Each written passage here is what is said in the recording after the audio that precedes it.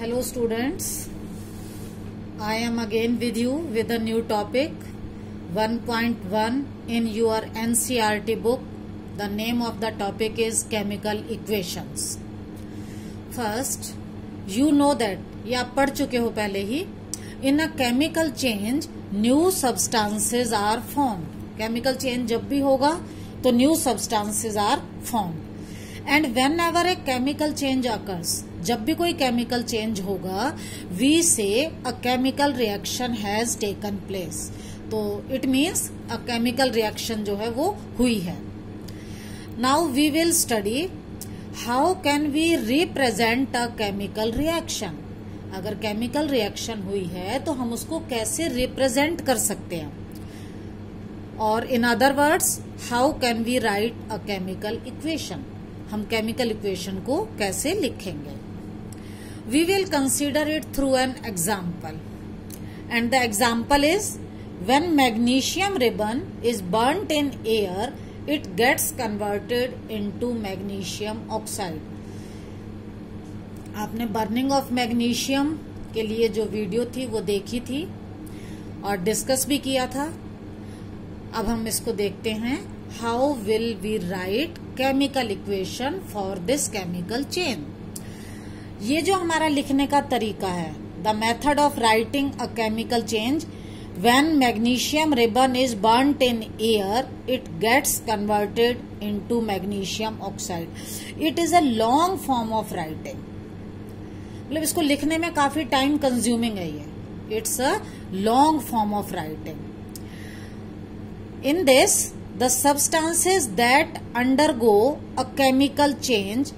अब इसके अंदर जो केमिकल चेंज था, कौन कौन से सब्सटेंस लिए थे जो चेंज हुए. हमने लिया था मैग्नीशियम रिबन, इसको हमने एयर में बर्न किया था तो एयर में से ऑक्सीजन आई और उन दोनों की हुई थी रिएक्शन. तो हमने जो सब्सटेंस लिए, the substances that undergo a chemical change, वो सब्सटेंस जिनमें केमिकल चेंज हुआ वो थे magnesium and oxygen. These substances are called reactants. So what are reactants? The substances that undergo a chemical change are called reactants. In this chemical change or chemical reaction, magnesium and oxygen are the reactants. The new substance formed. Reaction के बाद new substance बना. The new substance formed is magnesium oxide. बाद में जो आपको white powder मिला वो magnesium oxide था. This is called a product. तो what is a product? The new substances formed in a reaction are called product. Now whenever we write a chemical equation, जब भी हम केमिकल इक्वेशन लिखेंगे तो क्या होता है? The reactants are written on left hand side with plus sign between them.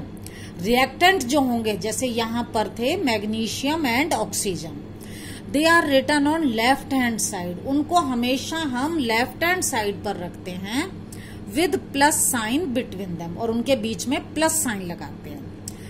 For example, in this case, reactants are magnesium and oxygen.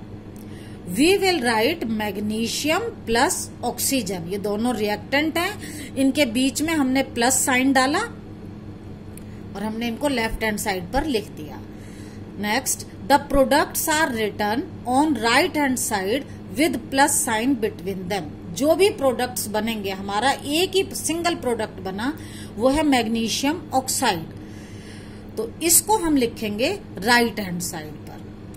Plus sign की जरूरत नहीं है क्योंकि यहाँ पर सिंगल प्रोडक्ट बना है. अगर प्रोडक्ट मोर देन वन होंगे तो बीच में प्लस साइन यूज होगा.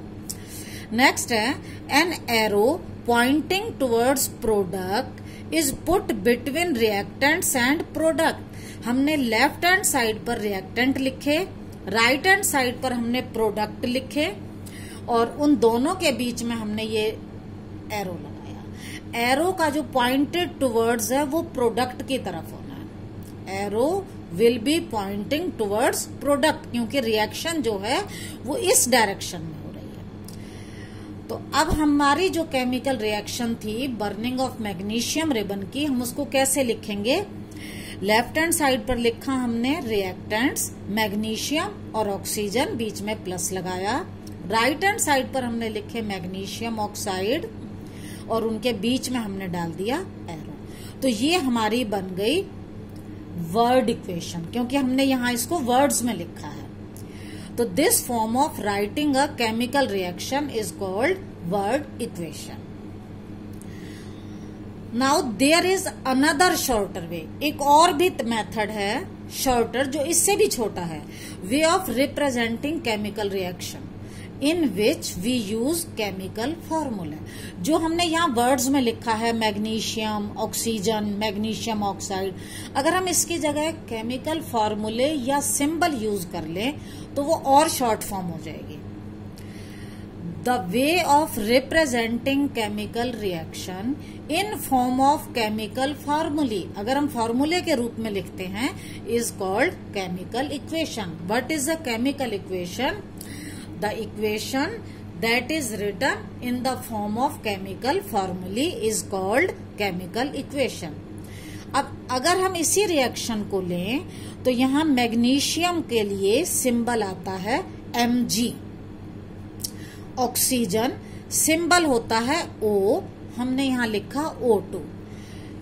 देखो कुछ गैसेस जो हैं जैसे ऑक्सीजन हाइड्रोजन, ये डाई अटोमिक फॉर्म में होती है। डाई अटोमिक का मतलब जैसे O2 की फॉर्म में ही इनको लिखा जाता है। ऑक्सीजन है हाइड्रोजन है, ये हमेशा O2 की फॉर्म में आएंगे, सिंगल O कभी नहीं आएगा। अगर ओजोन है तो वो ट्राई अटोमिक होती है O3। तो ऑक्सीजन को हमेशा आप डाई अटोमिक फॉर्म में ही लिखेंगे, ये आपको याद रखना है। फिर एरो आया, एरो के बाद है मैग्नीशियम ऑक्साइड। अब कुछ बच्चे क्या करते हैं, इसको देखकर लिख देते हैं Mg प्लस O2 MgO2, वो बिल्कुल गलत तरीका है। MgO2 पॉसिबल नहीं है। आपने 9th में फॉर्मूले लिखने सीखे थे, कैसे लिखते थे? देखो हमें लिखना है मैग्नीशियम ऑक्साइड, हमें लिखना है मैग्नीशियम ऑक्साइड। तो हमने मैग्नीशियम के लिए लिखा Mg, ऑक्साइड के लिए हमने लिखा O, फिर हमने इसकी वैलेंसी लिखी। मैग्नीशियम की वैलेंसी 2 होती है, ऑक्सीजन की 2 होती है, 2 से 2 कैंसिल हो गया, तो आपका फॉर्मूला बनेगा MgO। This is the skeletal chemical equation. जो आपने पहले वर्ड्स में लिखी थी इसको कहते थे वर्ड इक्वेशन, जो आपने फॉर्मूले की फॉर्म में लिखी उसे कहते हैं skeletal chemical equation for burning of magnesium ribbon. Now this is an unbalanced chemical equation. ये वाली जो केमिकल इक्वेशन है ये अनबैलेंस्ड है, बैलेंस्ड नहीं है। क्यों नहीं है? Because the number of atoms on of each element are not equal on both sides of arrow. अगर हम इस इक्वेशन को लें, यहां सबसे पहले मैग्नीशियम है, मैग्नीशियम के कितने एटम हैं? एक ही एटम है, सिंगल एटम है। इधर देखें तो यहां भी मैग्नीशियम का एक ही एटम है। देखो मैग्नीशियम का लेफ्ट हैंड साइड पर भी 1 है और राइट हैंड साइड पर भी 1 है, तो बैलेंस है। अब हम लेते हैं ऑक्सीजन। ऑक्सीजन के लेफ्ट हैंड साइड में 2 एटम्स हैं। अगर हम राइट हैंड साइड पर देखें तो यहां पर कितने हैं? 1 एटम है। तो ऑक्सीजन के लेफ्ट हैंड साइड में 2 एटम्स है और राइट हैंड साइड में 1 है, तो ये बैलेंस्ड नहीं है। बैलेंस तभी होगी जब लेफ्ट हैंड साइड और राइट हैंड साइड पर each and every element is equal in number of atoms. So this is not balanced, it is an unbalanced chemical equation. The reaction in which atoms of each element on both sides of the arrow के left hand side में थे reactant, right hand side में थे product, जितने atom इधर हैं उतने ही एटम राइट हैंड साइड में होने चाहिए, तो इक्वेशन बैलेंस्ड होगी, otherwise it will be a unbalanced. The reaction in which atoms of each element on both sides of the arrow are not equal, यहां पर इक्वल नहीं थे, is called unbalanced chemical equation. And the reaction in which the atoms of each element on both sides of the arrow are equal, जिसमें equal हो उसे हम कहेंगे balanced equation.